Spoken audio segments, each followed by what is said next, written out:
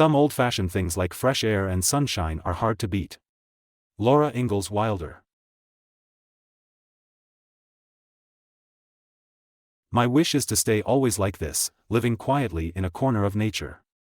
Claude Monet. Fresh air is as good for the mind as for the body.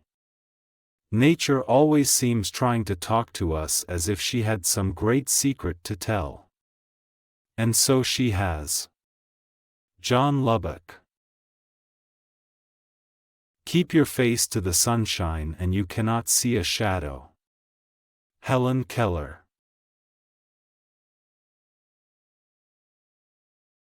If you truly love nature, you will find beauty everywhere.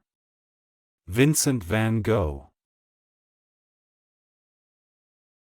There are always flowers for those who want to see them. Henri Matisse.